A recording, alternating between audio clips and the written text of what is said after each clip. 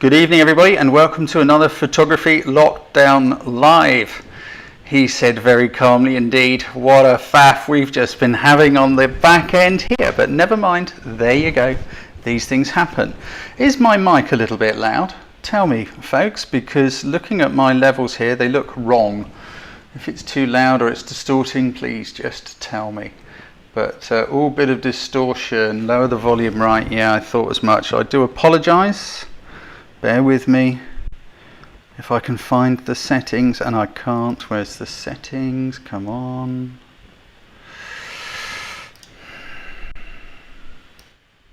Okay.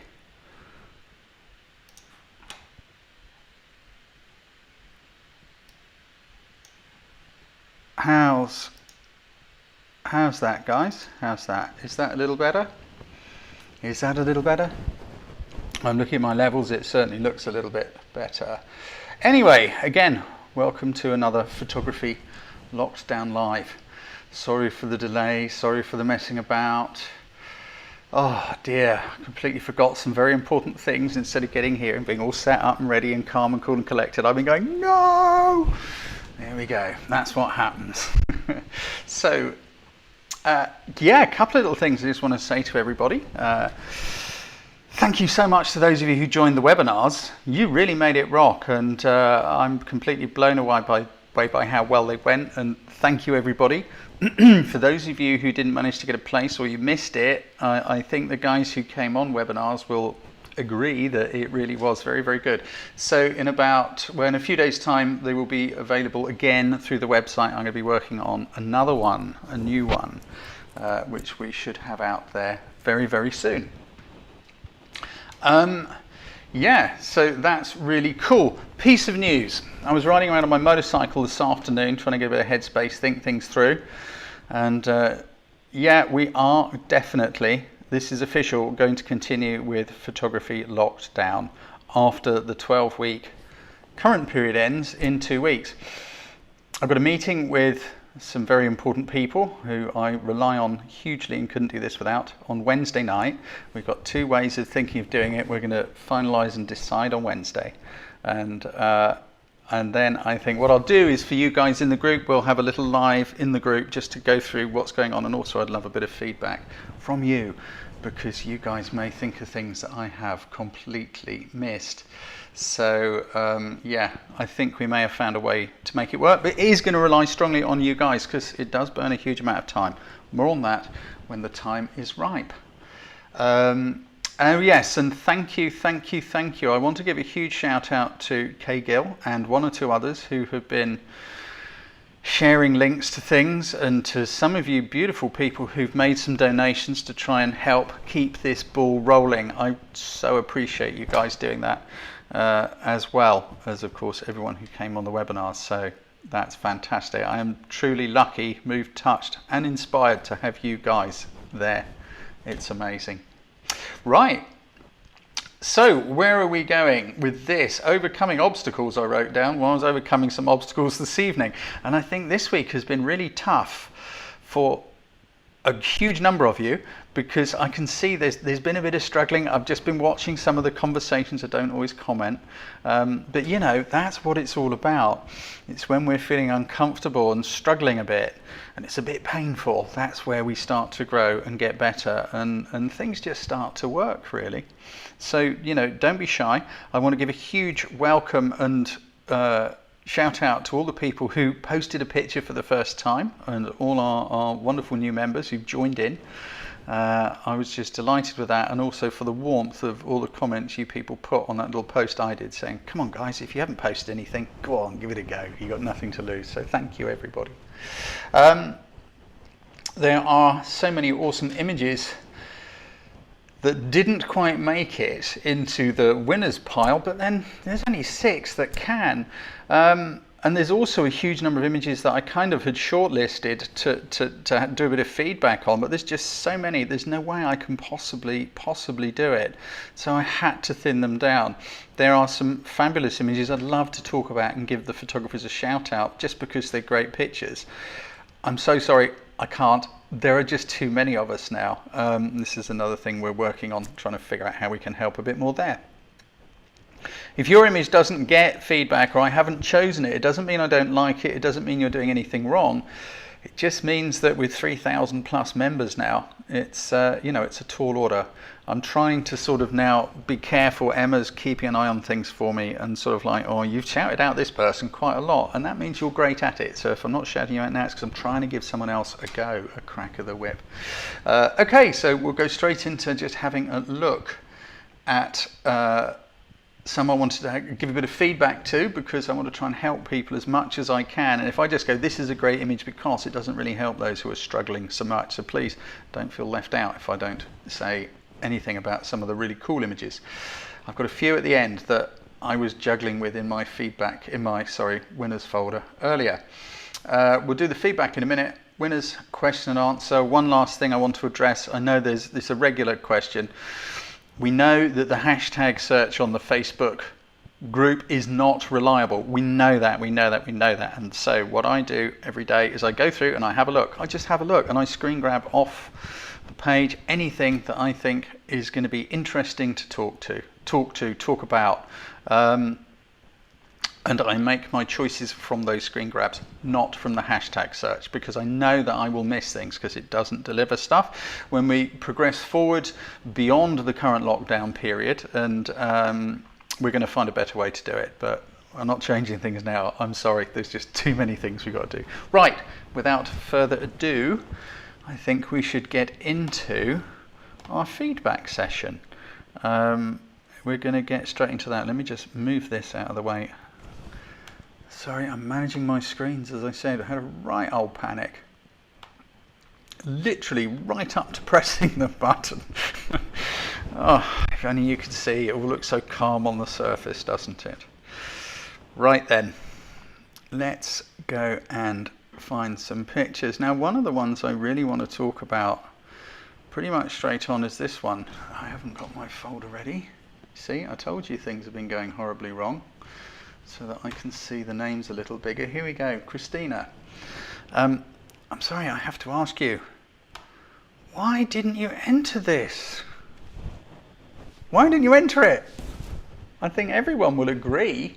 Guys, just put in a few words. I think we've got to agree. That is a beautiful, beautiful animal portrait, isn't it? It really, truly is. Why didn't you enter it? You really should have done. I'm not saying you'd have won, but I think you've got to. I think we all agree it is a really great portrait you've got going on there. And there were some wonderful ideas going on as well. And this is an idea I truly loved. Dave, I really think you're onto something really cracking here. But by your own admission, no overthinking this one, chucked it in the dirt and took a picture. You don't have to overthink, but you could have made something so cool out of this. It's such a great idea.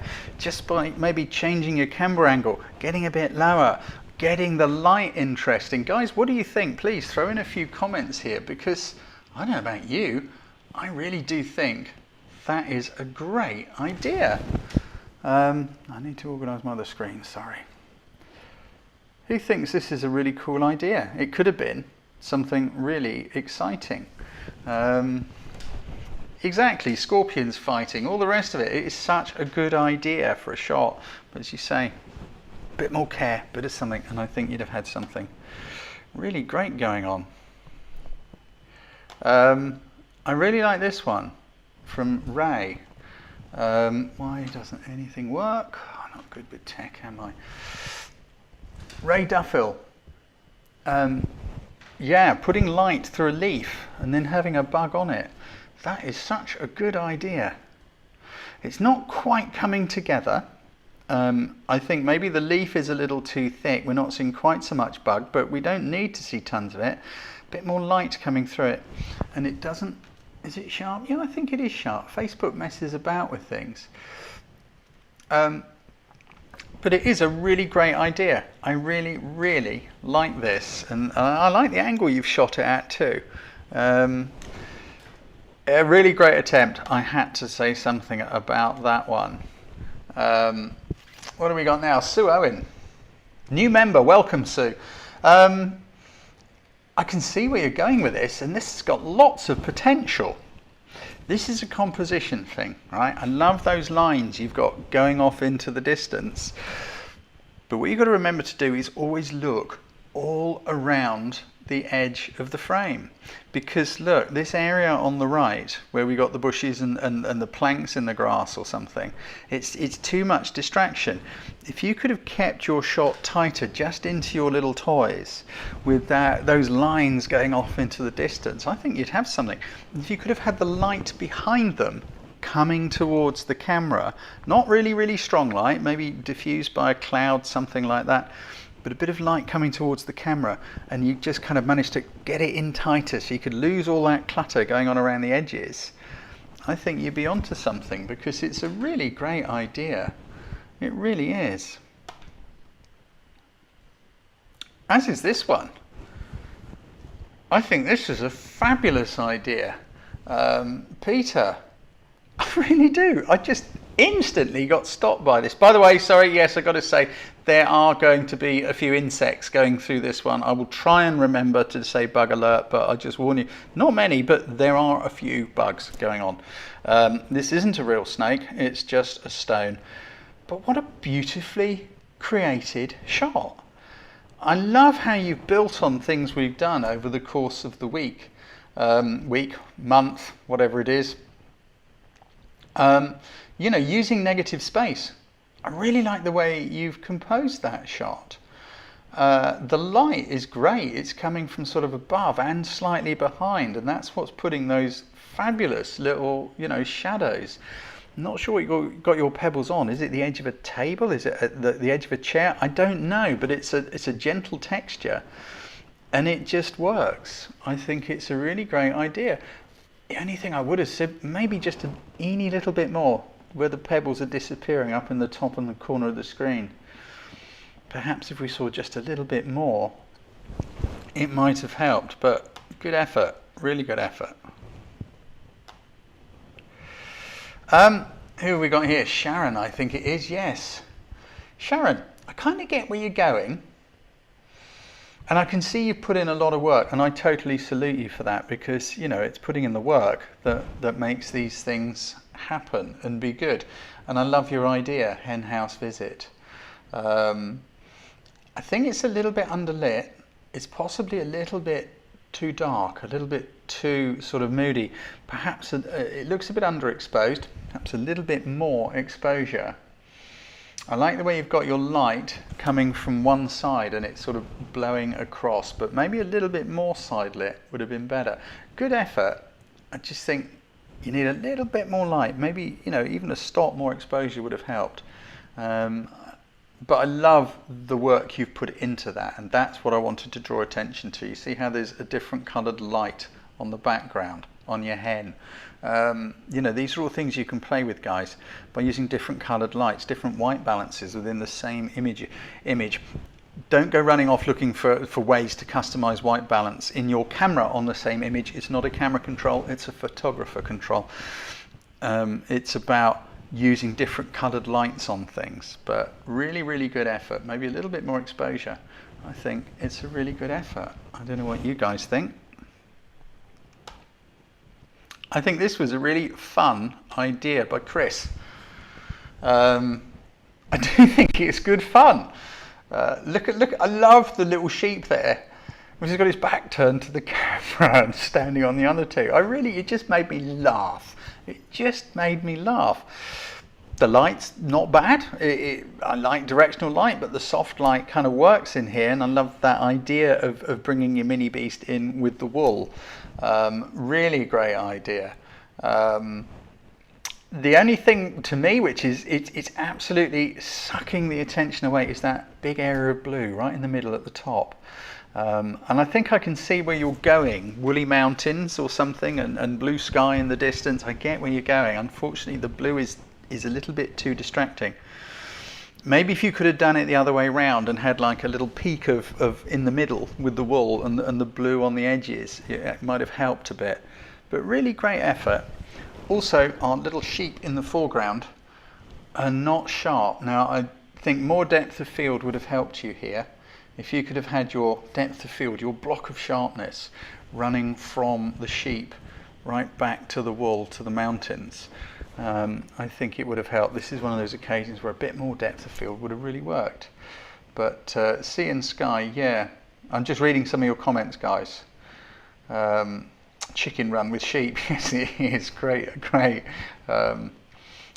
Yeah, the slightly fuzzy sheep in the foreground, it doesn't quite work, but really good effort there, Chris.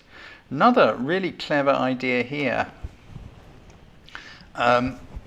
From, forgive me, Emma Hughes.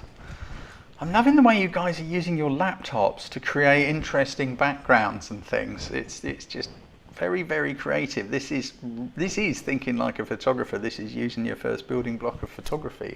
It's fabulous. I just love the fun of that. You can be whatever you want to be. You know, the little dog's looking at the wolf. I want to be a wolf. It reminds me of my brother-in-law in France, whose name is Kevin. Whenever I mention the guy I work with in Iceland, whose name is Thor, he just goes, "It's not fair. I want to be called Thor." But yeah, really great idea. Really nicely done. I'm not so sure that the dog silhouettes work quite so well. I think if you could have had a little bit more light on the dogs coming back towards the camera, because, you know, they're at the movies, aren't they? Dogs at the movies. I want to be a wolf. But a little bit of light, if you could have had a bit of light maybe to the left coming back towards the camera, just to put a bit more highlight on the side of the dogs. There's a little bit on the 1, 2, 3, fourth dog from the left, and I think it helps. Maybe a few more of those. Great idea. A little bit more attention on the lighting, I think, could be really great. What do you think, guys? Pop in a few comments, because this is your forum. It's not just me lecturing. I really like that the wolf is almost Super 8 unsharp. Yeah, it is. It's very like an old movie, isn't it? Maybe the one with the sticking up ears in the middle, so it was more obvious. That's a good point. Yes, very good point there, Jenny, because I hadn't actually noticed the one with the sticking up ears, because the wolf is just so dominant. We're kind of missing the avarice, the aspiration of the little dogs in the foreground. But yeah, very, very nice. Very good idea. This is something which caught my attention initially. Eric, you really caught my attention. I just thought, wow, that is super sharp. But I'm sorry, on closer look, it just looks a little bit too much.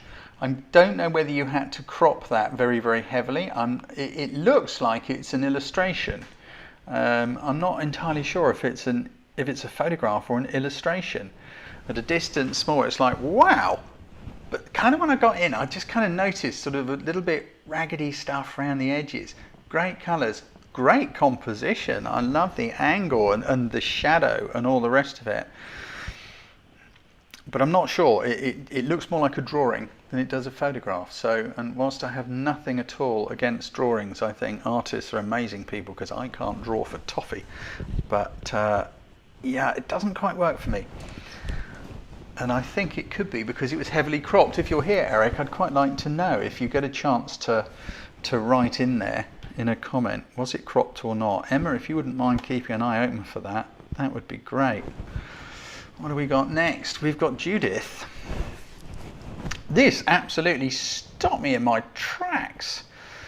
And you were in my shortlist of runners-up and winners, absolutely. And the only reason I had to bring it out, and it is so frustrating because it is such a great shot, is it's not quite sharp. And I just feel, I know we got the blur in the wings, and it's perfect, absolutely bang on perfect. I just feel that we need a little bit more sharpness on our bee's body. And I'm being picky here, but you know what? The bar has been raised so high now that I just thought, yeah, I want it in there, but you know what? I can't. There's just a couple of others which take it a bit further. The wing blur is fantastic. Capturing that bee in flight is just awesome. I really, really do take my hat off to you. You've got great light. Maybe just it's such a difficult thing to capture, movement. Just a little touch faster shutter speed might have just been enough to hold the bee. It could have been a case of the bee moved a bit, you know, and knocked itself out of focus. Great shot. Great shot. I don't know what it needs. It's a very hard thing to do. So regardless, Judith, great shot. And here's another one by, I think it's Sam. Yeah, I really got this. I really did. And it's another one that falls into the same category of like, oh wow, that's going straight into my sort of, cut them down, winners folder, if you like, to be cut down. Why did I take it out? I just felt that, and I'm being picky here because the bar is high and you are obviously good, so I'm pushing you quite hard. I felt it needed to be more contrasty. You've done a fabulous job. It's such good fun. Oh, hang on, I'm getting some messages. Didn't he delete this? Lenny, I don't know. I apologise if you did delete it, Sam. This is why I've said to you guys a few times, really please, you're much better to make your choice and leave it rather than move something because we can't rely on the hashtag. I have to screen grab things, and if it's screen grabbed, it's in my folder. So there's none to stop you changing things, but this can happen. I apologise, it's just the way it is. But anyway, let's keep going. I just think, yeah, it needed to be, somebody just said, Pedro, yeah, a little bit darker towards the bottom, and I think more contrasty. A little bit more contrasty lighting. Because it's such a cool idea. I love that dragon smoking a cigar on the left. And I love the way you've done the smoky atmosphere. I just feel it needed the lighting to match the mood. It's kind of like dark, dingy, That's about it really, but great shot. What have we got now? We've got, I can get, now something's gone very wrong with my system because I got the wrong picture. Here we go, Jessie. Another really great shot. I love how you've composed this, Jessie. I love the shape of the blossoms coming down from the top on our bee. Really nicely done. The light's a little bit frontal, I get it. The bee and the plants are where they are. This sort of photography is one of those things that takes a huge lot of below the surface planning. It's more about finding somewhere where the bees go and then finding the time of day to try and maybe backlight them. So you're kind of like, here's your bee, here's you, and the sun's coming in this way. And then you have to wait for a bee. But it's a really great shot. The bee isn't quite sharp. I think the autofocus has probably picked up on the blossom rather than the bee. But it is a really good effort. I think backlighting it could have helped. The front light is a little bit too strong. You can see it's just coming from behind you and slightly to the right. You can tell from the shadows. Learn how to look at shadows, guys, because that will help you a huge amount. Richard Morrison, no, I agree. There is nothing wrong with this at all, as there is nothing wrong with any of the pictures we're talking about. This is merely coaching to try and help the photographer go that bit further and beyond. Now here's a picture. What does this make you think of, guys? It reminds me of a video of a music video, actually. Chedza. What does this one remind you of? I just love this so much. This was one like, oh, it's so cool. It's moody. It's cool. What does it remind you of, guys? Bjork video? No. There's another band called Muse. They did a song called Uprising with these demonic teddy bears bursting out of the ground, and it is just so reminiscent of this. I think it's a fabulous shot. I really do. And this is another one that I'm like agonizing over. You're getting so good, you guys. There's so many great shots. And I'm also trying to spread the love around a bit and not just stick with the same group. The way you have put that brightest part of the picture right behind the teddy, it works. It just brings us straight to the teddy. The fence line, out of focus, coming down the side. It's just, everything is just pulling us into Teddy. And even though our demonic Ted is really very dark in the picture, there is no question about where we're looking. You've created a great mood and a great feeling going on here. How could it have been improved? I don't know. I don't know. I just think it is a really great shot. Maybe a little bit more moody lighting. There's sort of like a shadow coming down Ted's nose. I don't know if you could have a little reflector, just a little bit to put it in more from the side. Sheet of white paper, just out of shot. Maybe, you know, to Ted's left, that's viewer's right. May have just kind of helped the light a bit. And I know I'm being picky. I'm being picky because you're good. You're good. You've done a great job. I would not say something like that to someone who's just picked up the camera and is trying to figure out how to use it. Fabulous. As is this one, Alex. You're a name we're hearing quite often, but it is a really great capture of a squirrel. And I really wanted to flag this up for everyone. It's like the light is perfect. Dappled light is usually very dangerous because you get burnt highlights, but you've just caught it just right and you got the squirrel absolutely perfect. I don't know what's going on in the background. There's something about the background which makes me feel it is kind of wonky, like the camera wasn't straight. I don't know, but the squirrel does look straight. There's something a little bit disconcerting there, but that's just being ridiculously picky. I wonder if we needed quite so much space on the left of the composition. That's all. I'm nothing against putting squirrel in the middle. I think if you had some greenery on the left like you have on the right, it would frame it and hold it together really, really beautifully. But I'm not sure if having the empty space on the left works so well. But great shot, great light, beautifully captured, fabulous, subtle, gorgeous colours. Really well done. So who have we got here? Chris. Chris, I like your idea. I really do. I like where you're going, and welcome as a new member. You know, thanks for posting something. I really appreciate that, and as I'm sure everybody else does. I love your idea. I really do. Of, you know, your Ted sort of helping and climbing. It's a little bit too busy. There are too many things going on in the background, and I can see you've worked with depth of field. I guess you've used a wide aperture to try and separate out the background a bit. But I just think there's too much going on. I wonder if you could have used a plainer background. You know, could you have got the little what's the word?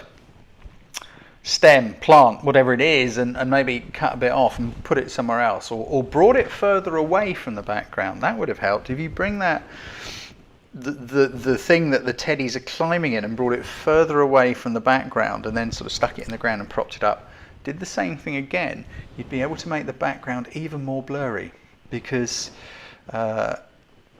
blurry backgrounds, depth of field is controlled by aperture, but there's far more to it than that. There's also distance to point of focus and distance to subject and all that sort of stuff. But yeah, really nice, really nice.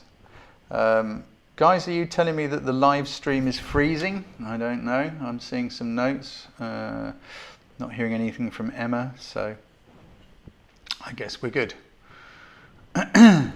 Next we have, oh yeah, this is really cool again, and I'm being very picky here. I'm doing some quite high level criticizing here because you're doing such great work. Philippa, love the lines, really great lines. Love the droplets of water. Your color combination is absolutely spot on. You've got great sort of soft but directional light going on. To me, there's just one thing was needed, and that would be to pick Snaily up and turn him around the other way. That's all. And I get it. I know Snaily will go in the shell, but once you turn Snail round, just wait a moment and then probably pop out. I just think Snail going away doesn't work quite so well.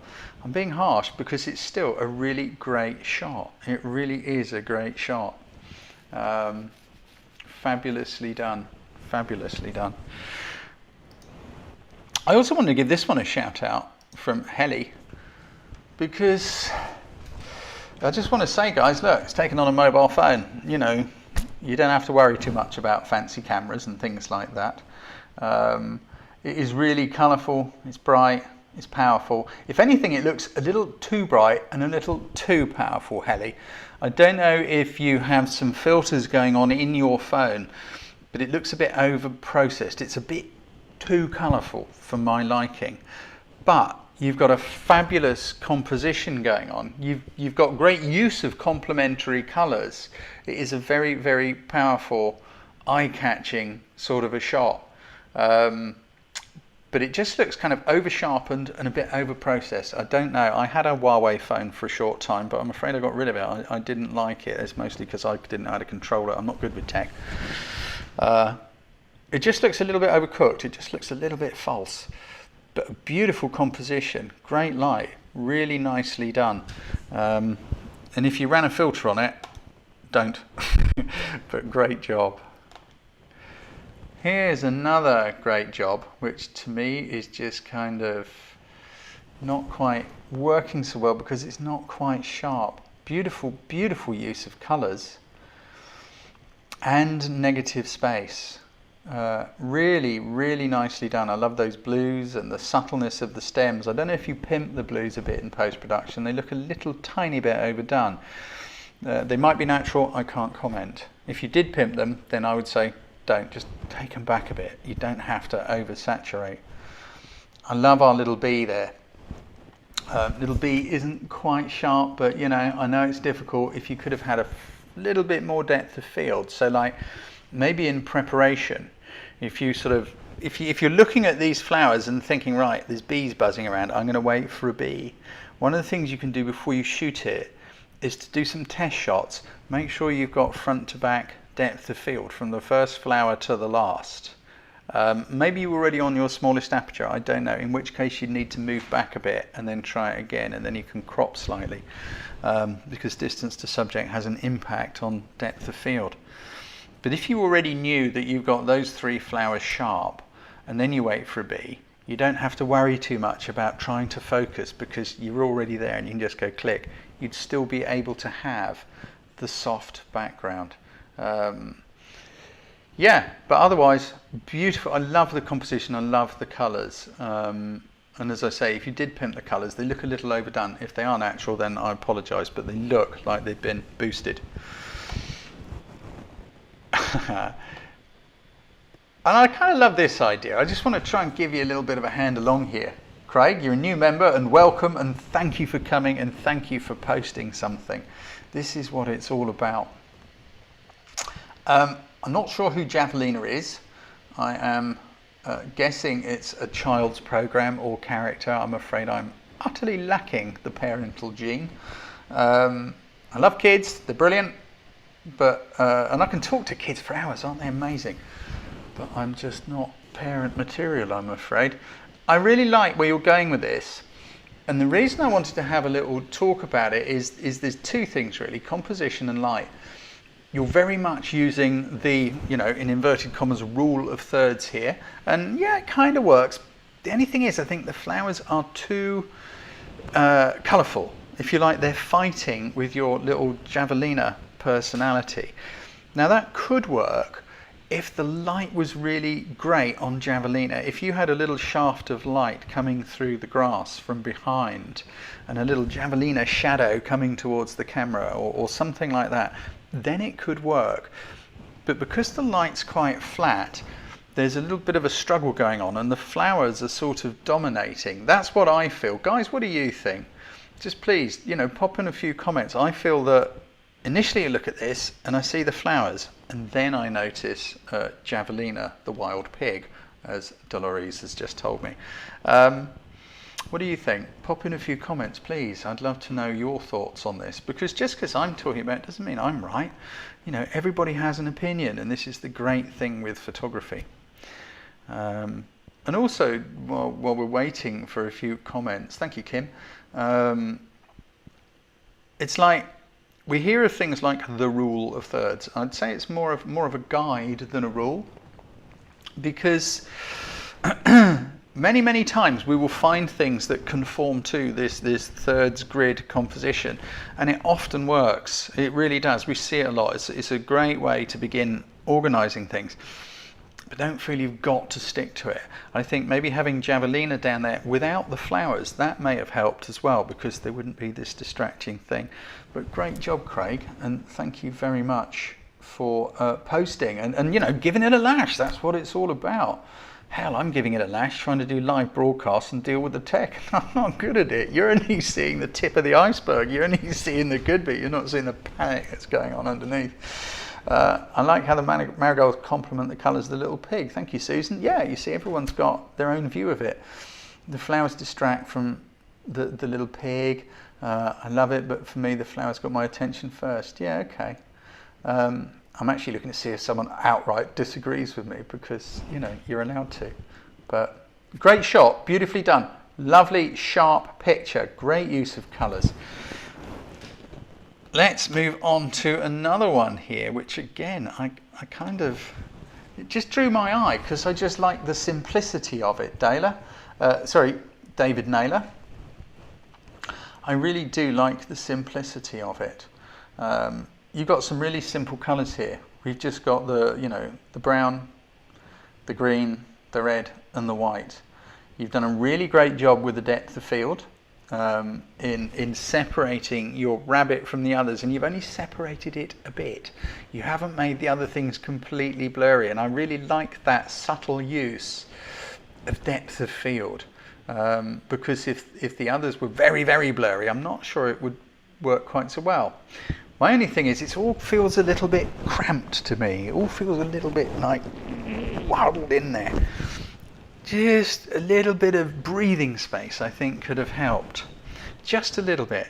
If you just spread everything out a bit and just given everything a bit more room to breathe, but continued on the same vein that you're using and having bunny sharp and letting the others go soft, I just think it would work really, really well. I see there's a couple of comments coming in about that.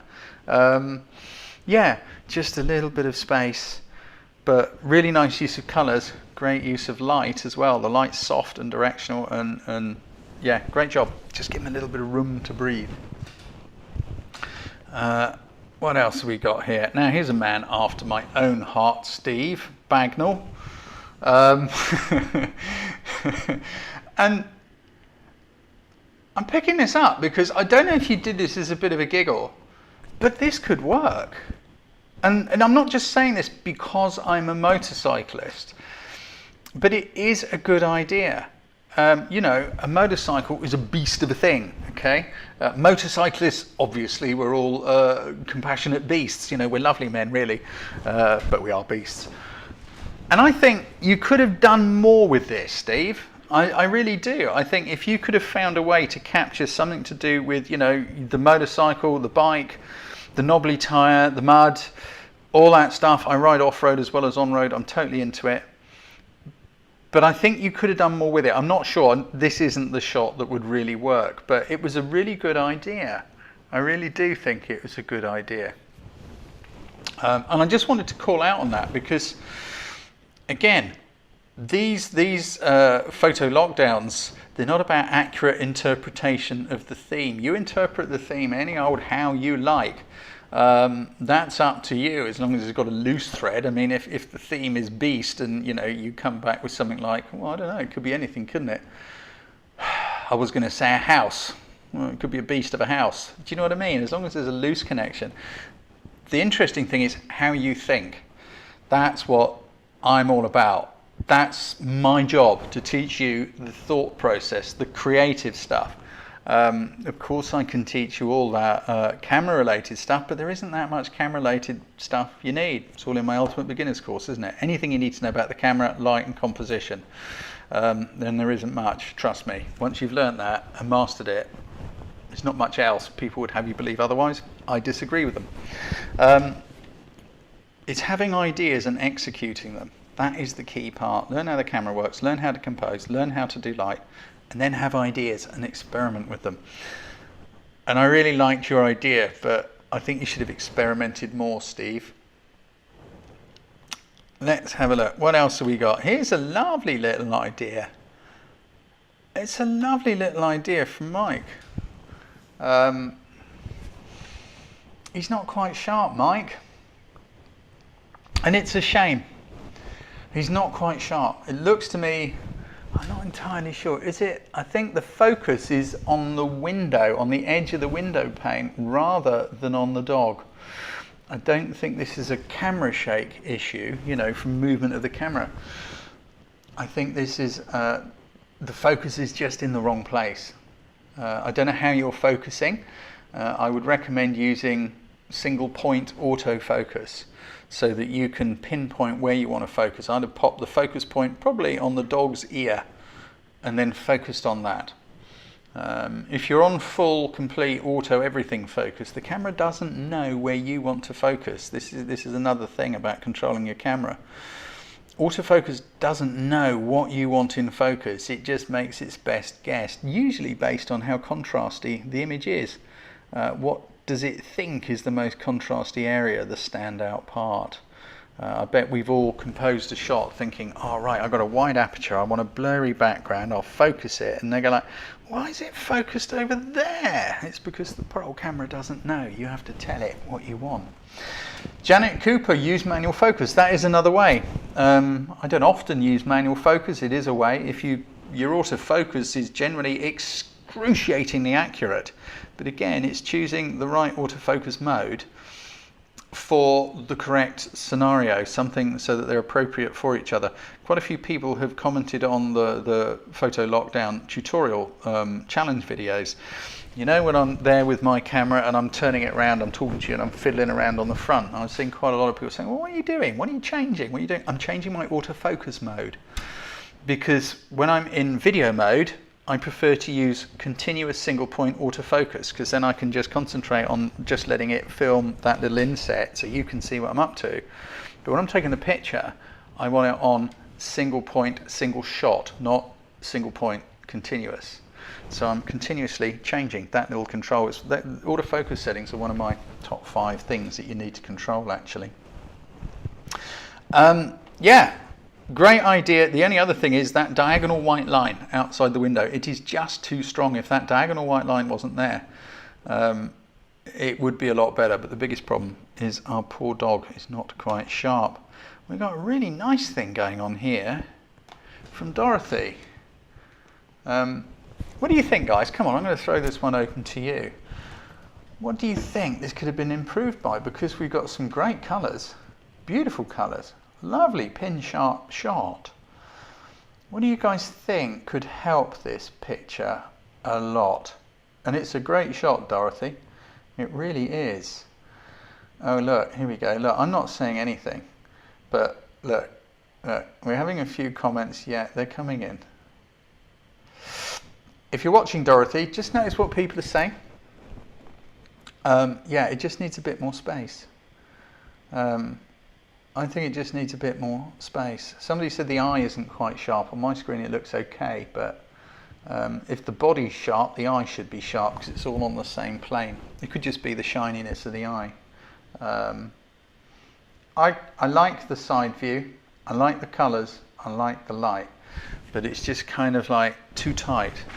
It would be like you're watching me now in the little inset and I'm here, but it wouldn't be quite so comfortable, would it, if you were watching me like this? It's just too tight. It's just, let's see a little bit of where our hopper is living and what our hopper is doing. What's this? This would be a great image for something like a field guide where you only need to look at the insect. Yeah, possibly. Yeah, absolutely. Yeah, great attempt there, Dorothy. I do like it. Here's something from, I need to have a look on my other screen, don't I, because I can't see anything. My eyes are old and bent. Ken Harmon. I love that idea. It just made me laugh and smile. There are things here that I really like, and there's one thing that it's just me that it really bugs me. If you can think what it is, guys, just pop it in the comment. I'll be interested to know. And I'm going to tell you, it's not the lens flare. I have no problem with the lens flare. Ash Stubbings, I didn't say it's horrible. I love it. There's just something which drives me nuts about it. I love your colours. I love the fun. I love the lens flare. I really do. I like lens flare. It's contributing something. It's giving it a feeling. It's giving it a bright, sunny, happy feeling. That bit of lens flare coming in the corner. I love the quizzical look. I really like the way the monkey is looking at us. I don't know if you used a fill-in flash there, because you've got great little catch lights in the eye. It's really great. But it just looks to me as though the camera was just a bit wonky. It's just kind of like feel like I'm going to fall out the side of the picture. Look at the trees; they're all leaning over. The house is leaning over. I personally, I don't know. I just find horizons that aren't sort of level are really distracting. They to me, it just takes me away from the fun of this shot. But I'm not knocking you. I'm really not, Ken. It's a really great idea, and you've done it really, really well. Just remember to have a look all around the frame. Just watch what's going on. James Cross likes the wonkiness. You see, again, you can't please all the people all the time. You really can't, and it's not a good idea to try. It is a fantastic picture. It really is. I'm sorry, Ash, I can't carry on a private conversation. I'm not sure what you're on about. I love you guys. You really are the best. Yeah. Really, really, really nice. Background could be softer. Yes, I would agree. If the background was not quite so sharp, that would definitely help a little bit, I think, help separate our monkey. But nonetheless, it is such a great fun picture. Remember to look around the frame, try and get things level. And I get it, you were probably laughing your socks off doing it, and I can completely understand why. Here's another moody thing, which I think is quite good fun. Hang on, I need to press the right window. Oh, damn, now I've gone and closed it. Here we go, Ursula. I think we're seeing a few, I think this is another repeat appearance of Ursula. It's another great idea, and I like the way you're going for the moody look there, Ursula. I think it's a little too moody for what it is, and the light isn't quite doing its job right. Because the light is hitting the chef so hard, we're kind of missing your dog, your beast. This is kind of like mini chef safari, if you don't mind me saying. I like your moodiness, I like your idea. Light is one of the hardest things to control. I don't know how you lit it. But of course, I think what's happened is your lighting's really good, but because you've got a white chef and a dark Alsatian German Shepherd dog, the white reflects more light than the dog does. And so your light's kind of coming from a nice angle, but unfortunately the white has thrown too much back and it's made the dog appear dark, because if you got the dog brighter, those highlights on your chef would have burnt out. Maybe if you could have, the second chef, the one behind, looks like he's in a bit better light, unless you were doing a bit of something in post-production. But it needs more light on the dog. Or maybe you could make something, it's called a gobo, short for go-between. So I don't know how you lit it, maybe it was done with a phone or something. I mean, I really like it, I'm not knocking you, but maybe if you'd had the light shining towards the dog, so let's say, where's my phone's over there, I'm not going to mess around. Let's say there's the light, it's going this way, and it's going towards the dog, and you've got your white chef here. If you could have got just, I don't know, a bit of cardboard, and just sort of slid it between the light and the chef, just to put a tiny bit of shadow on the chef, maybe a bit of tracing paper, a piece of muslin cloth, something like that, and then you could have cut the light on the chef a bit and brightened up the whole shot with the dog.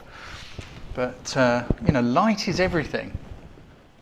Light is everything. Glyn Haskins, you're a very strange man. My evil hedgehog will eat the dog.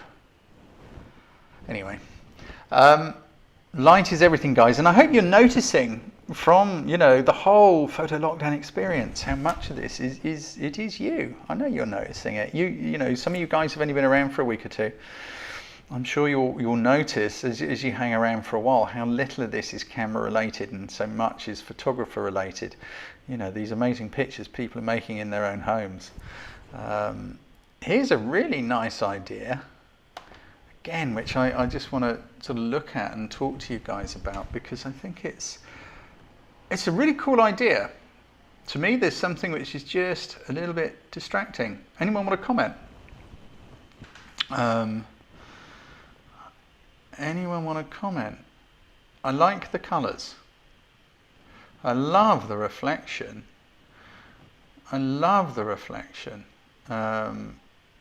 Beautifully, beautifully done. But there's a couple of things that don't quite work. Moira, I agree with you.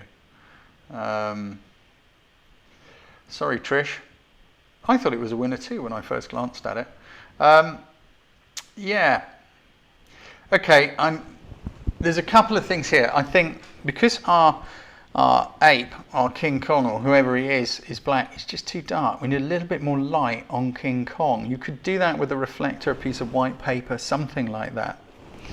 But also the background, the green on the right and what looks like probably a traffic cone, I'm not sure, they're kind of distracting. So I'm just wondering, and I don't know, I wasn't there, so you know, I could be wrong, Richard, but I'm just wondering if you could have got maybe just a bit higher. Look, watch how much I'm moving in the little inset. Maybe just, let's say here's our camera and here's me. I'm just imagining if you got just a bit higher like that and you tilted your camera down a little bit, it's just that sort of movement. Could you have still got the reflection in the side view but lost that annoying background? It may have been possible. Maybe if you zoom the lens a tiny bit and move back a bit further and just raised yourself up a bit. Maybe, I don't know if that's something you put in the puddle to create the island or something that was already there. If it was something that you'd put in there to create the island, maybe if you pulled it back towards you and shot from slightly high, you could have lost the background. The background is fighting with the ape, and the ape needs a bit more light. But I get it, you couldn't increase the exposure really because you probably have burnt out everything else.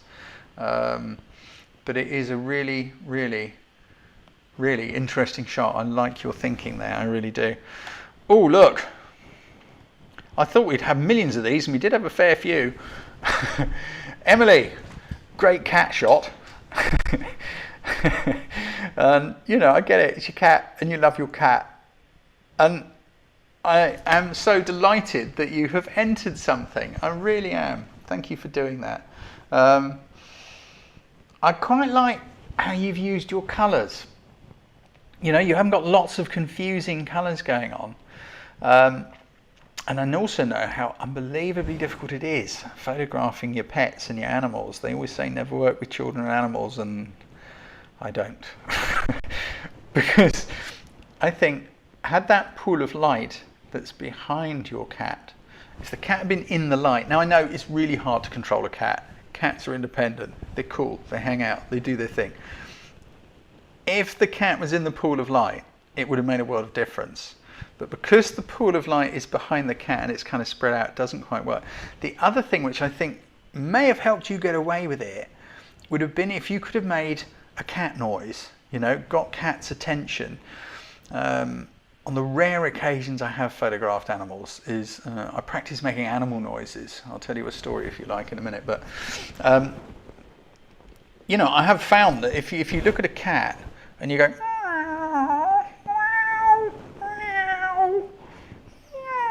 something like that, they'll and have a look. And if you could have caught that have a look moment, I think it would have made a world of difference. I really do. Jill, you're making cat noises too. It's hang on, we got a disagreement. That's cool. I want to see if I can catch it before it's gone. Janet Cooper, I disagree, Mike. And this isn't. I think the pool of light behind the cat is awesome. Cool, absolutely awesome. This is a really good thing. I do like your shot. I really do. I think engagement with the cat would have been better. I'm not joking, I know it's a strange thing, but I do quite like trying to attract animals' attention. I can do a really good cow as well. But one day, have you ever tried making a goose noise? They make a weird noise, don't they? And I was watching a field of geese. It's back a long time ago when I used to work in civil engineering. I was driving this great big truck and I had to stop for my tea break on the tachograph. And I was stopped, you know, next to a big lake, a bit of landfill. And there's all these geese there and they're all making that honking noise. And I was listening and trying to imitate the noise. So I'm sitting there going, ah, ah, ah, at these geese. And one or two were looking, but they were sort of going, who's that idiot? And a guy walked up alongside the truck. And he just looked at me and I thought, oh, good morning. But the best bit is at 3 o'clock in the afternoon when I had to have the other tea break, I happened to be in the same place and I was doing the same thing again, trying to attract the attention of geese. And the same guy walked past and he's like, Jesus, he's been there all day doing that. But anyway, let's move on. Great shot, Emily. Thank you for posting. Thank you for posting. I love this idea. Jason. sure it says Jason. Oh, I'm pressing the wrong thing again, sorry. Jason, yeah. I liked this idea a lot. I like that you were unafraid to burn out the background and go totally high key. I love the way you used the shadow of the rhino on the map to say a little bit about where you are. I really like this idea. Unfortunately, I don't think your rhino's quite sharp. I think your depth of field's just too small. Because we've kind of got a very sharp little point on the map which I can't quite read. It's a really difficult one because I know you've got a very small rhino going on there. I've travelled through this area, by the way. I really studied this bit of map.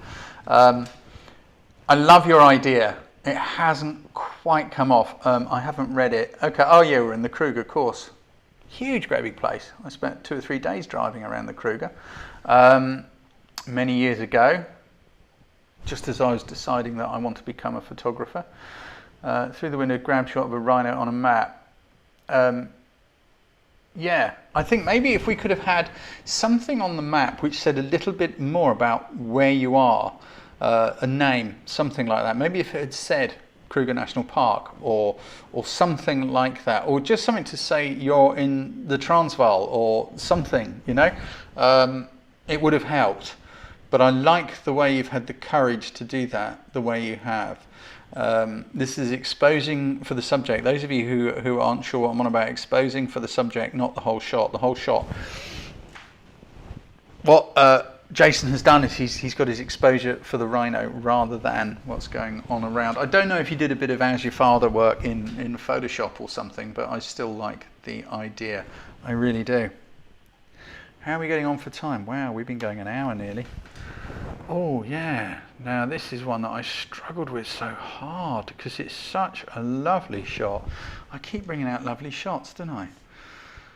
Because so many of you are taking lovely shots. We've got beautiful light and beautiful composition. I need to make this bigger on my screen so I can have a closer look. Okay, I think I can see now why I kind of hesitated. I'm guessing you maybe had to crop this very hard. It kind of looked like it had been a bit fiddled with because the leaves look good, but it's also very contrasty, and I don't know if that's a post-production thing. It's just the burnt highlight on the leaf is just a bit too strong. This is one I struggled with because I love it. I love the concept. I love the light coming through the wings. That soft, blurry background. I hesitate to use the word because it's too trendy for me, bokeh, but it's really beautifully done. But our little bug doesn't look quite sharp. I'm guessing it could be because you weren't shooting with a macro lens, and I'm not saying you should have or you have to, but I just wonder, I'm sorry you're not in the points with this, but really nice, really nice. Patrick, let's go and have a look at Patrick's picture here, because this is another beautifully done one. There's just something which I find it kind of irritating. I don't know, guys, what do you think? You've got some really nice light. Sorry, slow worm alert. Sorry guys, I'm sorry. I know some of you are a little bit twitchy with these things, but there we go. Slow worm alert, might be a snake, not sure. I really love the glass. It looks beautiful against the black. Really beautiful. For me, I'd almost like to see a little bit of something behind rather than just solid black. I don't know, just a little bit of something. Yeah, you got it. The Anglo house. Reflection of the window, Ian. Yeah. Shame about the reflection of the window, exactly. Because we go, wow, that's beautiful glass, and then go, bang, what's that white thing? Unfortunately missing what the shot's about. How could you have lost it? I don't know the environment you were in, so I can only guess. Could you have moved it a little? Maybe, could you have moved the jar towards you a bit, and perhaps that highlight would have kind of disappeared into the neck of the bottle rather than reflecting into it? Could you have moved the jar, kept your camera in the same sort of place? I don't know. just moved it and got that reflection to go in the mouth of the jar rather than on the glass. You could possibly have put something between the jar and that skylight, that window, that light, whatever it is, just to sort of block that reflection. It's always tricky. Shiny things are a pain in the backside, but yeah, really nice. Maybe a bit of backlight. Yes, Janet, I think I saw that. Yes, Janet, somebody just said, yeah, maybe a little bit of backlight coming through the jar would have helped. But you've got beautiful light on the foliage in there. It really is nice. There's a reflection of something to the right as well. I'm not sure what it is. We can actually see the whole room in there if you look for it. I'm just trying to not look for it. Unfortunately, our subject is lost. It's not quite coming together. I hope that was a help to you.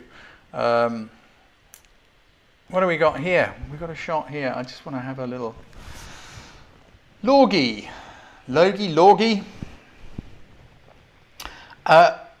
I love your idea. You caught a nice little squirrely moment going on there. You've got a great little catchlight in the eye. To me, again, it looks like I don't know why, I'm getting the feeling that the camera was kind of twisted and a bit wonky, and the squirrel's not sitting up straight. It feels to me like the squirrel's going to fall over backwards. But the other thing here is, again, we got our squirrel smack in the middle. Now, I don't have too much of a problem with that, but I just think it's the camera angle. Because we're sort of looking at squirrel almost from a normal point of view. And when we view something in the same way we see things normally, we kind of dismiss it as normal. Whereas if you can look at a squirrel from a squirrel's eye view, then it starts to get a lot more interesting. You know, maybe if you could have got down lower. I'm guessing this is an urban squirrel, you know, it doesn't really care. It takes no notice of anything. Out where I live, squirrels don't often come out of the trees because they get chased by a dog or a fox or a farmer. But if you can get down a bit lower, look more on a squirrel's eye view, I think it would really, really help. As again, I don't really mind that it's in the middle. I think in this case, if it was slightly off center, it might have helped a bit. But to me, it's just the camera angle. Composition is all arms and legs and hands and feet. But he's a really cute little squirrel, enjoying his lunch. I think it's really cool. Here's another little idea which kind of got lost. Christopher Capaldi. It took me a while to figure quite what you were on about, Christopher. Congratulations for posting. I really, really appreciate it. But I get where you're going. Your beast is that little tiny thing down the bottom. Now, I don't know if you've been following other conversations, and we were looking at negative space, and I know I was talking about threes. We've got like three sort of mechanical things going on here, and then the bit of bush. But unfortunately, your subject is rather lost down at the bottom of the picture. You've got this great little kind of, I don't know what it is. I haven't read it, but you've got this great little thing, robot, I don't know. He's kind of lost, absolutely dominated by what looks like a power board or something on the wall, and then there's that light in the hook and the bush. In this case, it's kind of like, you've got some nice light on your little robot, but he's just lost. Again, you're at a nice camera angle, but I think there's just way too much happening in your picture. Yeah. Thank you for posting, Christopher. Thank you for having the courage to do it. And I hope maybe I've encouraged you to post again, have another go, because it's always in the having another go that things begin to really happen. Where are we? Wow, we've got a few more to go yet. I better hurry on up, hadn't I? Where are we? Oh, here's an idea I really liked. Let's just have a quick look at this one. Hayden. I just think it's funny. But I'm not sure if the joke is quite clear enough. I just think it's funny. I think it's a really good idea. I love the work you put into this. I know I'm in a right old mess because the shots I'm looking at are in the wrong way. No, here it is. Sorry. I love your idea of creating a beast. Warning, fake spoon snake. It's just like such fun. It's just such fun.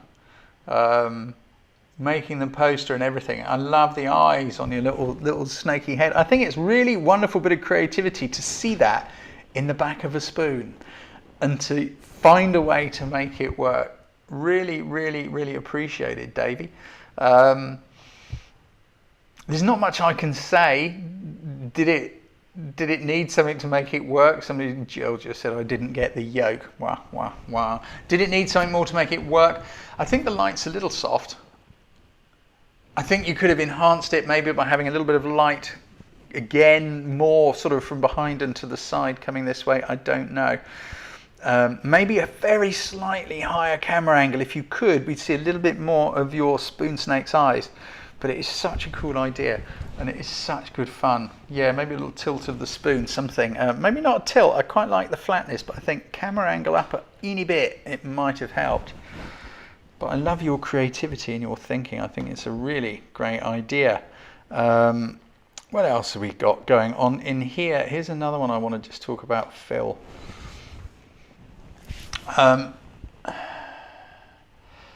Great moody idea, Phil. Wonderful light. And I just wanted to pick it up and just say to everyone, guys, if you're struggling with light, that is side light. That side light really works. I'd love to see a little bit more of the reflection, and I'm not so sure about the really heavy black. I think if there was a little bit of something happening in that black,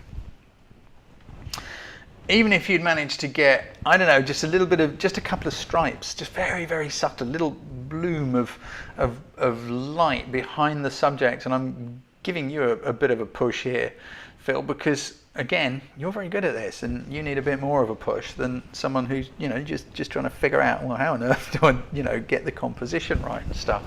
You've got some really good moody lighting. I like the heavy metal thing. I apologise, I'm supposed to have warned you. I'm sorry. I'm just putting my hands up to it. I'm sorry, guys, if you can't cope with it. I truly have my sympathies. But yeah, great idea. I think maybe the light's almost a little too contrasty. To me, it's all a little bit too dark and a little bit too contrasty. But nonetheless, great use of side light. Maybe if the light was a little further away, maybe if there was a little bit of something going on in the background. Yeah, very, very well thought out. Lots of clever little details going on in there. Oh yeah, this was a nice one, which to me, it didn't quite come together because of the reflections. Caroline, I have no idea what you have put that little butterfly brooch on, but it works. It works. I really, really like that background. I love the brooch. I really like the composition. Now, I know I've just been ragging someone's ass and saying, oh, give it a bit more space, and you come in quite tight, but it just works in this case. And this is where there are no rules, guys. There aren't any rules. There are so many different ways you can do things. Lots of people are saying pine cone. Got it. I kind of see what you're saying now. I couldn't get it at all to begin with. Yeah, it works. I like the way that your butterfly is looking up into the top left corner. Rather, it's kind of like it's going into a corner. There's something about that I really like. I like your use of colours. I like the pine cone. I like the way the light on the pine cone is so delicate. It's just picking up those little hands, and as I say, I had no idea what it was. Unfortunately, we've got this flare where the light has reflected perfectly on the silver straight back in to the lens, and it's one of those tricky things. If you could have moved the light a little bit, you might have been able to lose that white reflection. Maybe you did it with an on-camera flash. Maybe it was done with a phone with an on-camera flash, because or an on-camera light, because they're so close to the lens it reflects straight back in. I have no objection to anyone using a phone. A photojournalist friend of mine who I'd kind of hoped to bring in as a guest judge earlier, he's done 2 or 3 books all shot on an old iPhone. Nobody knows. It's something he told me. But anyway, I really like it. Yeah, you could maybe tilt the beast. You could maybe move the camera. I have a feeling there was a light source on the camera, and that's what's caused that to come back like that. But I'm not sure. Great effort. Another great effort here. again, I just wanted to say, look at this, guys. I like the subtlety of this, and it's another good way to do an interpretation, to take a toy in a book and to create an ocean. This is the thing, you know. I get the waves. I really do. I get the waves. Nice one, Pedro. I rather like your light as well. I like the shallowness of the depth of field. I really do think it's a great shot. It's just humorous. It's funny. It's well executed, and I'm so sorry that you're not in the winners. You are another one that I was kind of like going, oh yeah, I like this, but and then there's this, and it's hard work doing this, guys. What do we got here? Let's have a look. I need to move on just a little bit, I'm afraid.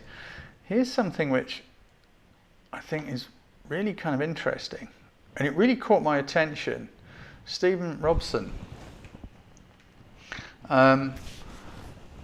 It's a really great idea. You've got a fabulous reflection going on down there. It really is great. The only thing for me is the background is sort of fighting with your subject a bit. The background is fighting with your little dinosaur. I really like the little ringlets of water, like, you know, he's taken a pace. I don't know how you generated that. It's just so cool, those ripples.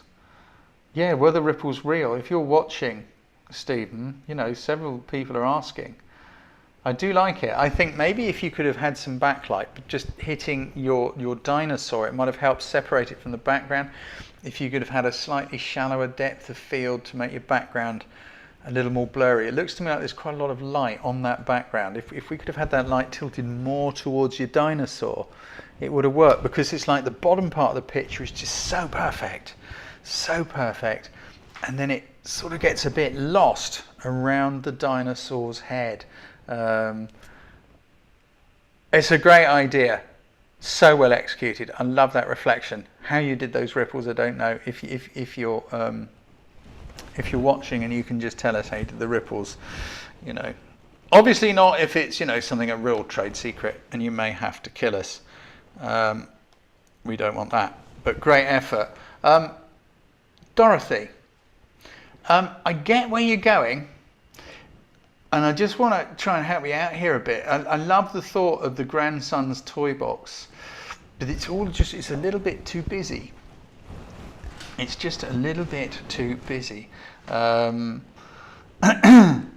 the light isn't quite working. I kind of get where you were going with it, but it's just a bit too busy. I think maybe a bit less, maybe a Smurf leaning on a snake or something like that. Take a few things away. Less can often be more. And again, camera angles. If you could maybe go down a little lower, instead of looking down on them, which is a more normal point of view, because that's how we see little kids' toys. Maybe if you can go down and kind of look at them rather than down onto them, I definitely think that would have helped. And possibly a little bit less exposure, because the whites are very, very white. They're a little bit burnt out. I don't really mind a bit of burnout here and there, but I think in this case it's just a bit too far. And I just wanted to try and help you out there. Have another go at it. Take some of the toys away and try a Smurf or whatever they are leaning on a snake, and get a bit lower and look in. Be a little bit more careful with the exposure. But I get where you're going. I really do. Where else are we going here? Let's have a look. Here's another one that I really kind of liked. I just think this is fun. Debbie. It's just sneaky and it's fun. It really is. It's just fun. Unfortunately, the most important part of this, which are your beastie's eyes, aren't sharp. Your beastie's nose is sharp, but your beastie's eyes aren't. And there's also a little bit, I think, too much white, too much bright going on the left-hand side. I don't know if you could have moved a leaf to sort of block some of that sort of bright window on the left. I don't know, something like that. Maybe block that bright bit on the left, and then you might even be able to brighten the whole shot up a bit. But I love the cheekiness. I like your composition. I like it. It's just funny. It's humorous. It's witty. You've got that great little band of light across dinosaur's eyes. And it's really great. Unfortunately, it's being lost because of that bright bit over there on the left and the fact that the eyes are not quite sharp. But such a great effort. Have another go at it. Give it another lash, because I really do think it's good fun. I really do. What have we got next? Oh, here we go. Oh, we're starting to now move into the area of ones I really struggled with, because I had them in my winners folder for such a long time thinking, oh no, I can't take that out, but I got to. I had to end up with 5 runners and a winner, and unfortunately I had to take some out. And this is where they begin here. I really just thought this was such a cracking shot. Raju, this is just, I think, such a cracking picture. It's really engaging. It's simple. You've used incredibly fine depth of field. You've got great light that works. It's almost funny and quizzical. Just the angle of your ant's head like that. I guess it's a toy ant or a dead ant. I've no idea. But it is a great picture. I love the shallow depth of field on the antenna. It's almost like that antenna is doing a little twitch up here somewhere. And I like the simplicity of it. Red and green, colours that work together, nice and simple. I agree, Steve Jacob, it looks like a winner to me. Unfortunately, the next few are ones that I agonised over and burnt so much time, because everything from here on I think is awesome, truly awesome. And I'm sorry, some of you couldn't all be in the winners. Robert, what a great picture. Really, this was going in and out of stuff all the time. It's a great shot. I didn't read your story, forgive me, because I was like thinking, Christ, I'm nearly all day judging these ones. But it is a great shot. I like the backlight. It's a great decisive moment. Look at the cat's expression, the backlight, the energy, that little pool of light that your little kitten's paw is in. How could you have made it better? I don't know. I'd like to have seen a touch more light on this side, but I'm not, It's a really great shot, and I agonised with this one for a long time, but I had to whittle it down to the ones I chose in the end. And how do I do that? Literally, I just keep looking and looking and looking. And there will be some images that just draw my eye back more than others. And unfortunately, there were some that did that on these next few. But it's a really, really cool shot. You are an absolute honorary winner, as is everybody on these next few. I don't know what's going on here. Sorry, something is missing. Oh well, never mind. No, it's not. It's me. Forget it. Ignore me. I apologise. This one got me. Rodrigo. This absolutely got me. I love it. I totally love it. And I know it's a very different picture to many of the things we've seen, but I love it. It gives me a feeling. Does anyone agree with me? What do you feel when you look at that? How do you feel? What do you think? Please post a couple of comments, because I really, really like this. And I don't want to give you any clues as to what I think. But I'm just really intrigued. Another one I didn't see, George Stevenson. Yeah, I know. When we make photo lockdown more permanent, we will find a way to help out, to make it a bit better. I just check every day, and I go right down through what has been posted today to make sure I see everything. I just scroll through.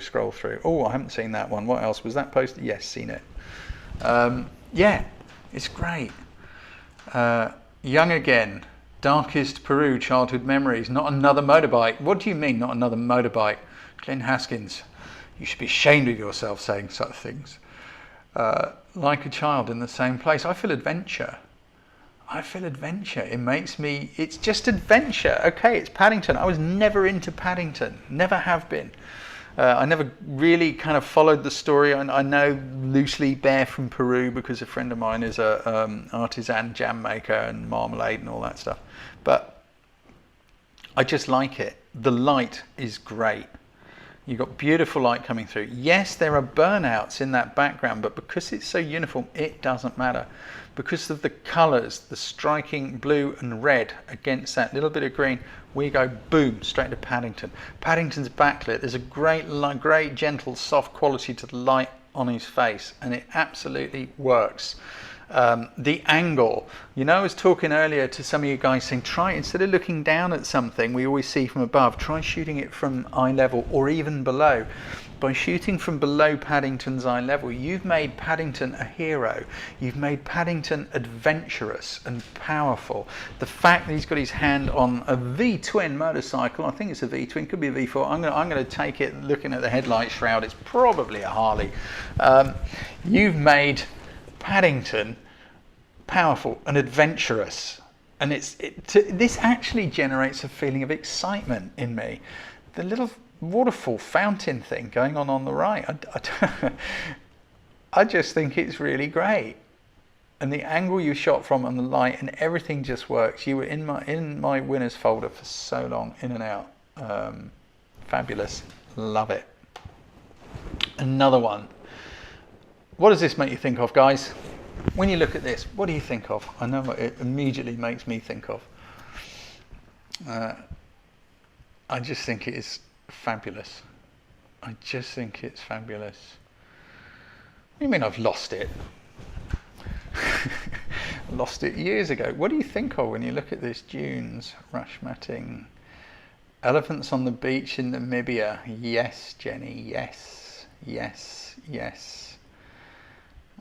We haven't got to the winner yet. We haven't got anywhere near the winner yet. We're not even into the runners-up yet. These are just ones that I've struggled over. Dry cracked riverbed, white chocolate and almonds, Yvonne. Yes, we know what your priorities in life are. Yeah, it's a desert. I just got it immediately. Wow, this is a desert. It's like the desert elephants in the north of Namibia. You live in the desert. It's just like, wow. I really got it. It put a tingle down my spine. And again, I'm so sorry I had to take this out of my winners group and it's just sitting in here, but I had to give you guys a shout out. I love the textures. Is it a reed mat? I think it must be. I love those little, I guess it's ryegrass seed or something that the elephant is kind of picking at. Beautiful, beautiful photograph. Sorry that I didn't choose you as a winner. I'm having a right old guilt trip going through here. Another one, and actually it seems we're going very African here, aren't we, at the moment? With my choices of things that I'm finding terribly exciting. What's going on? Something weird, sorry. Yeah. You said, I think I saw this, you said it was a crap photo. I should scrap this. Well, Katie, you're wrong. I don't often say that. It's great. A dung beetle. How awesome is that? I just love the way you've done that with the apple. But what to me works are the lines and the light. Guys, anybody who is looking, please tell me what you think. But I just love the lines and the light and how you've used a bit of flooring to create that dynamic movement through the picture and the light coming through the window. I think it's a great shot. I think it's a really great shot, and I love the fact you've done it in black and white. There's nothing distracting in the background. There's that slight subtle shade from lighter grey to darker grey going on in the right hand corner of the wall or the door or something, but it adds to it. It doesn't take away from it, and I really, really like this. I absolutely got it. I love the positioning, the composition, having your beetle in that. It's like you can feel that little beetle pushing that roll of dung along, I think it's great. Katie, you're too hard on yourself. You just are. Another one, a great idea. I'm going to have to move on and be a bit faster. I think this was a really great idea. And I like the shot as well. It Why do I like it? It made me stop and double take several times. What is going on here? What is that fly on? Is it on wire mesh?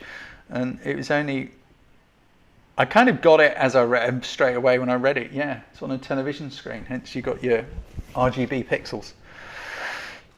I really like it. I like the light. I like the way the wings are falling off and going darker, and the brightest area is our face. I even quite like that little bright bit on the right there. It's a shape and a form. I don't know if you used a macro lens. I guess you must have done, because not easy to photograph a fly. Really great. I need to give you a spider alert, guys. I'm sorry, there is a spider alert coming along. This is very obviously a spider. Look away now. Just look away. Don't go out of the room. Just look away. I'll tell you when it's gone. This is such a cracking shot, Louise. This is such a cracking shot. You've done it so beautifully. The colours, the dewdrop, the positioning, the composition, the web. Again, it's just great. So beautifully done. Such subtle colours. It's just, it's right. And I'm so sorry you're not higher up the points. Just, it's great. Louise, it's great. Everybody really just, if you're struggling with how to do these things, if I've called out one of your pictures this evening and maybe sort of said, you know what, it's a bit too busy, look at this one and a couple of the others. Look at our elephant. Look at this one. Look at our elephant and our dung beetle.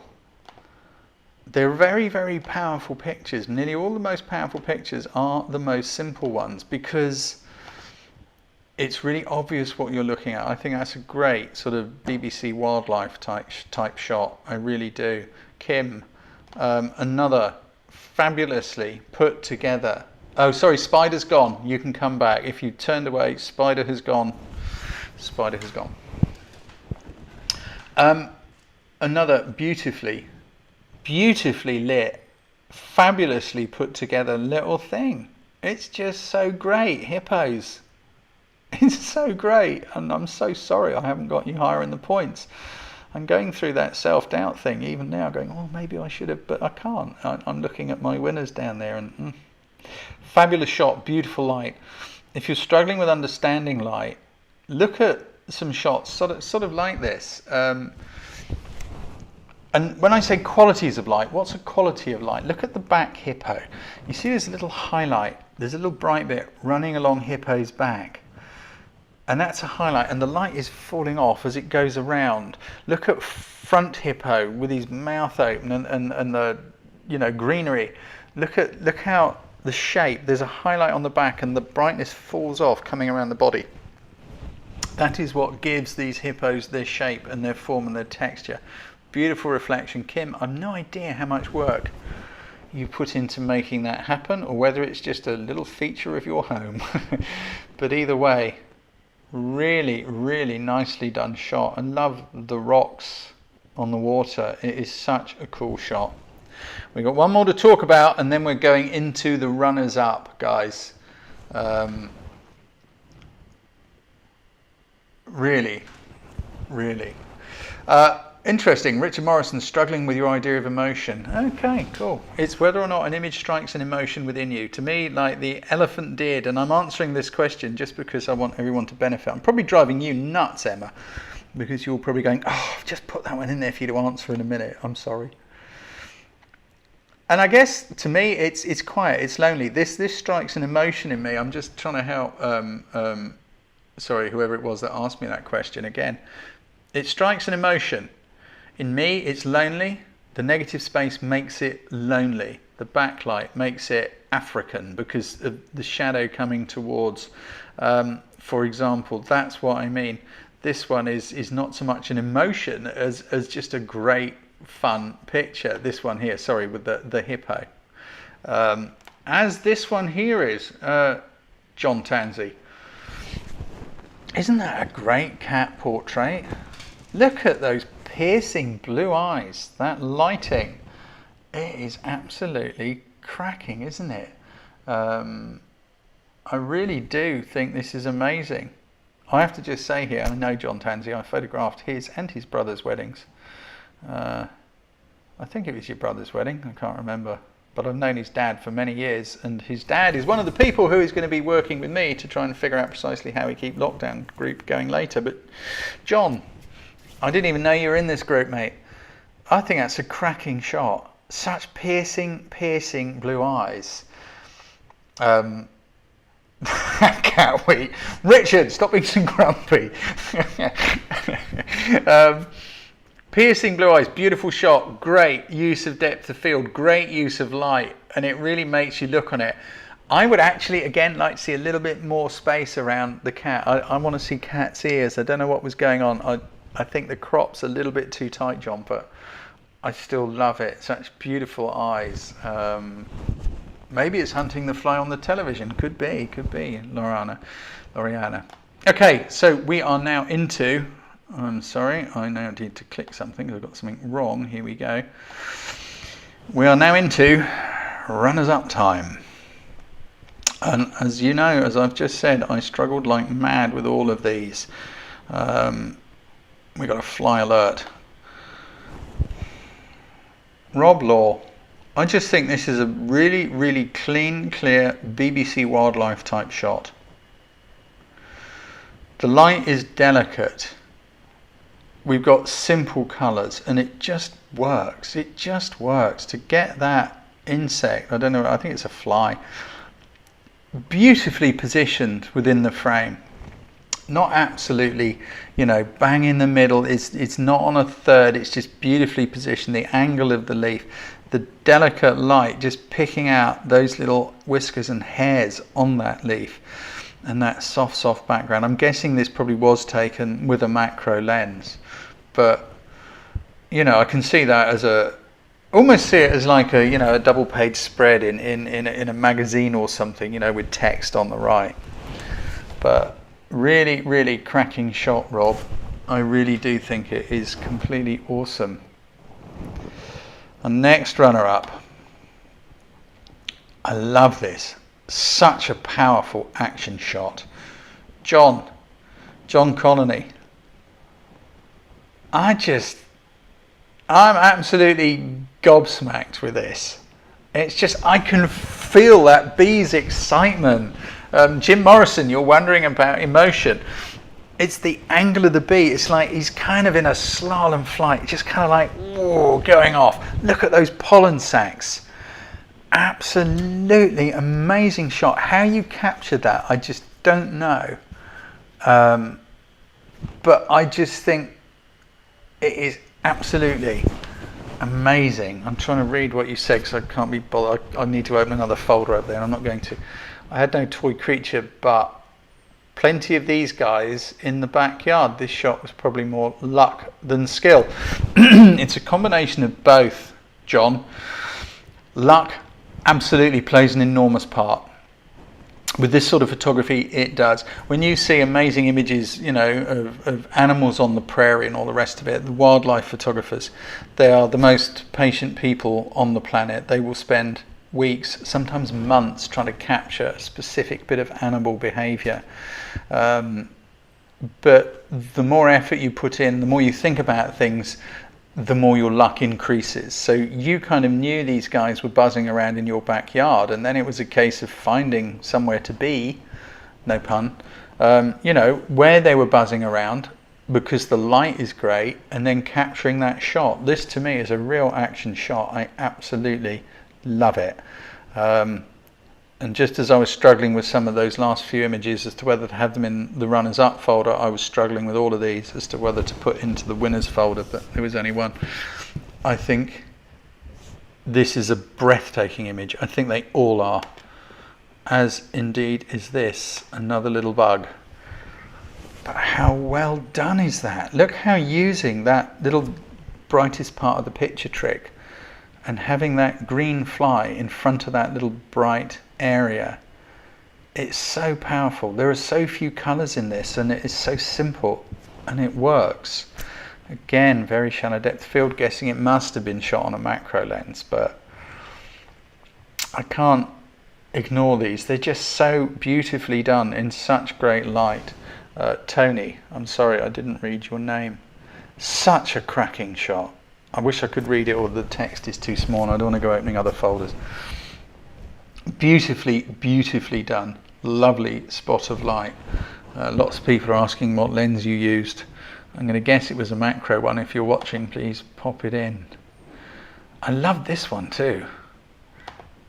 Andreas, this is just, it really got me. I just thought this is such fun and so utterly different to the others.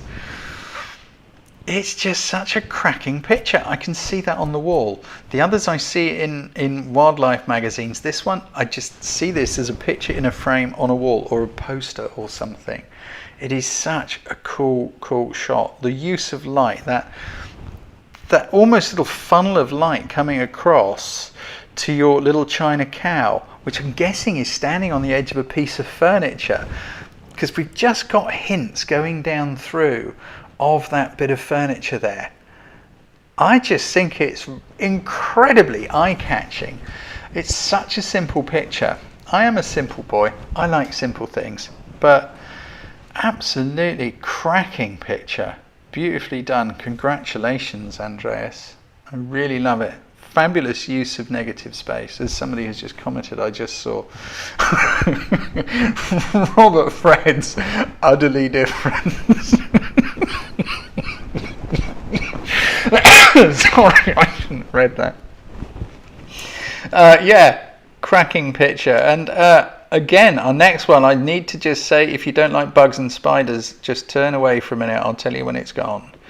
But it's a very small one, I think. And this, interestingly, this is Mr. Tim Nicholson. Tim, veteran of every workshop I've ever done. I know Tim well, and I chastised you a couple of weeks ago, didn't I, Tim, on a picture, and just said, mate, I know what you're capable of. You were just doing that in a hurry for something to enter. And I think you sent me a message and said, yeah, you're right, it's fair cop. What a cracking shot. Again, this is BBC Wildlife, isn't it? It really is. Beautiful light, beautiful colours. That gentle, soft, sort of almost translucency of this little bug. I really do think it's a cracking shot. And yeah, I had to give you a shout out, Tim. This is the sort of thing that I know you produce. I know you can do. I've shot next to you in all sorts of countries and crazy places. I've never known or seen you do this sort of thing before, but you've done it extremely well. It is a really fabulous, fabulous picture.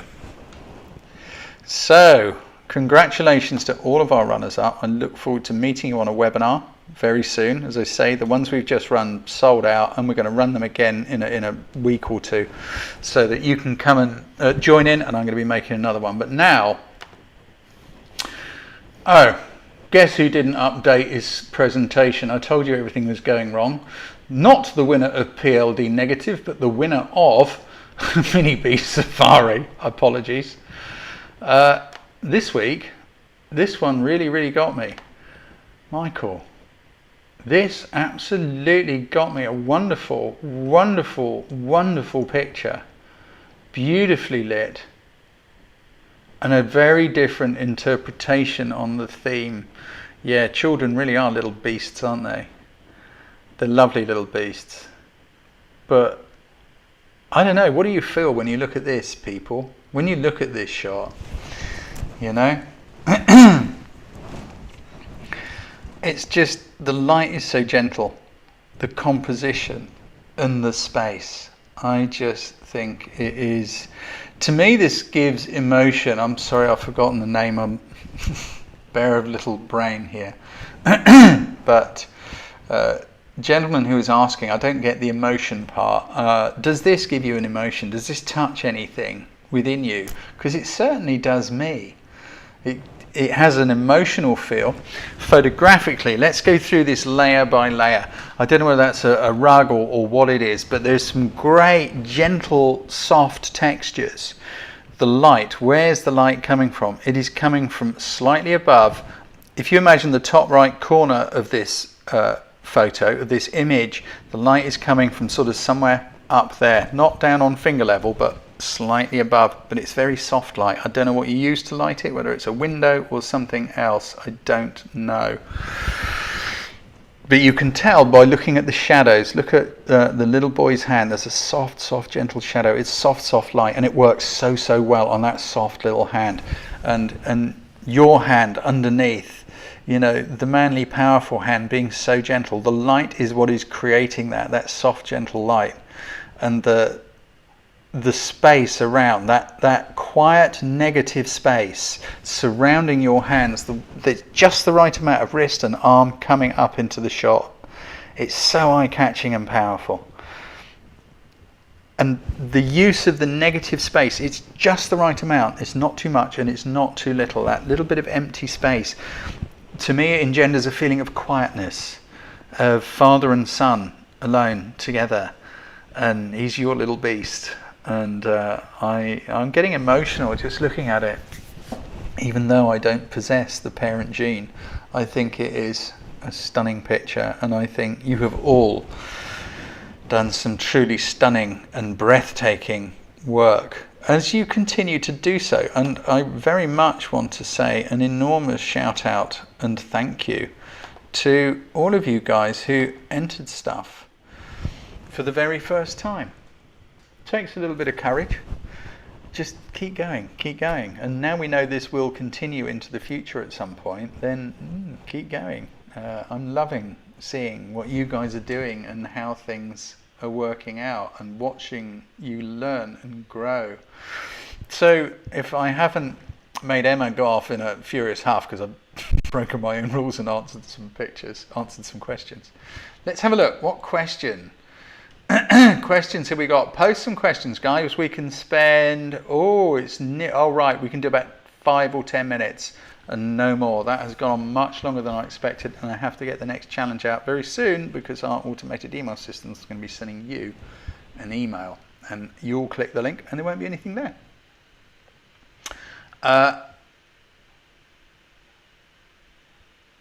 Right, I'm just having a look. What do we got? James Cross. Is the central orientation a bad thing if it permits later cropping for different purposes? No, absolutely not. It's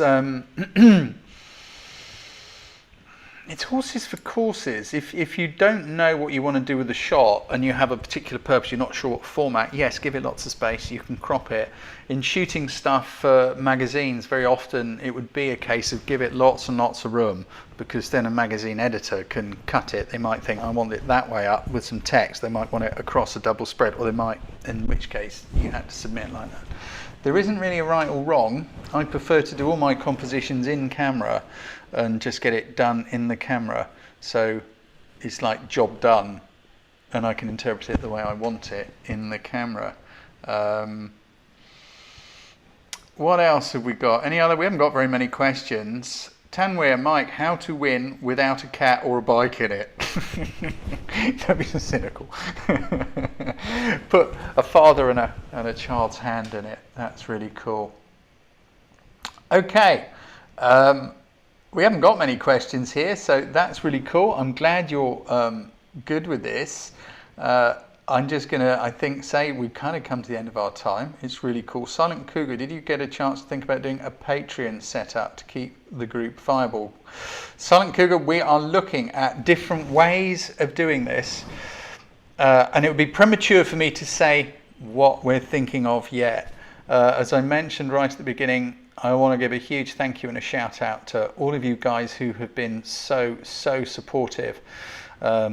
You know, recommending my training programs and courses to others, and suggesting people buy them, and to you guys who've been going and clicking on that link Kay Gill posted and just making donations, you know, just to help keep the boat going. I truly appreciate it, because yeah, times are tough. I think I've already told you that my incredibly awesome PA Emmeline, who's there, she's working flat out. And I'm not going to tell you the amount, but she's doing it for next to peanuts, because she said, you can't afford it at the moment, and we're going to make this work and save it. So I want you to give a huge pile of love and shout out to Emma too, because I wouldn't be doing this without her. She's very patient. I'm not the easiest people to manage.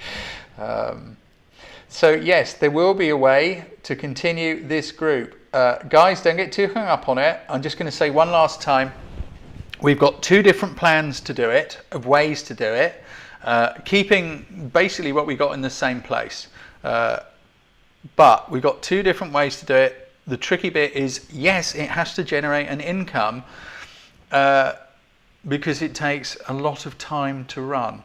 And we've got 2 plans of different ways to do it. I'm going to be having a talk with Paul and Emma and someone else on Wednesday. We will choose one of those plans, and then I think I'll probably just come into the lockdown group. We'll do a little live within the lockdown group, not on YouTube, within the group, okay? Just for us, rather than a public thing. And yeah, I just want to tell you how it's going to work and get your input, because you might have some great ideas too. But for now, I'm just going to say thank you very, very much for being part of another photo lockdown. The next video will be going up very shortly. Give us about 10 minutes after we sign off here. You guys rock. I am seriously privileged and delighted to be surrounded by such a supportive and amazing bunch of guys. Take care, have a great evening, have a great week, and I will see you later.